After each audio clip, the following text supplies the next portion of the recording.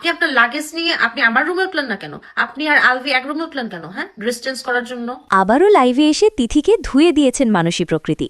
সম্প্রতি একটি ইন্টারভিউতে তিথি বলেন, সে যদি আলভিকে নিয়ে এক রুমে দরজা লক করে থাকত, তখন কেন মানসী একথা বলেনি? এতদিন পরে সে কেন একথা তুলেছে?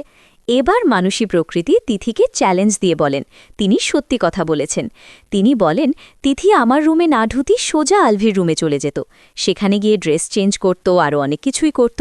তারা রুম আটকিয়ে দুজন সময় কাটাত। আরও কি করত ঘন্টার পর ঘন্টা, সেটা তারে ভালো বলতে পারবে। যেটা সত্য, যেটা আমি নিজের চোখে দেখেছি, সেটা আমি 100 বারই বলবো। আমি অবশ্যই তখন এই বিষয়ে আমার স্বামীকে বলেছি। যেহেতু নাটকে অনেক টাকা লগ্নি করা, তাই সে সময় তারা এটা নিয়ে ঝামেলা করতে চায়নি। শুটিং ফেসে যাবে এই কারণে। শুটিংয়ের আরও অনেককে জানানো হয়েছে তিথি আলভির এই কথা। আমি তখন সবাইকেই জানিয়েছি। মানসী প্রকৃতি বলেন, ইকরার কানে যখন এই কথা যায়, আলভি বুঝতে পেরে এরপর থেকে ইকরাকে আমাদের সাথে আর মিশতে দেয়নি। এর আগে ইকরার আমার ভালো সম্পর্ক ছিল। এরপর থেকে আলভি আমাদের সাথে ইকরাকে চলতে নিষেধ করে। তিথিকে চ্যালেঞ্জ দিয়ে কথা বলেছেন মানসী প্রকৃতি। দুজন এক রুমে লক করে থাকত। ভিউয়ার্স, আপনার কাছে কি মনে হয় মানসী প্রকৃতি কি সত্যি কথা বলছে? জানিয়ে অবশ্যই কমেন্টস করুন।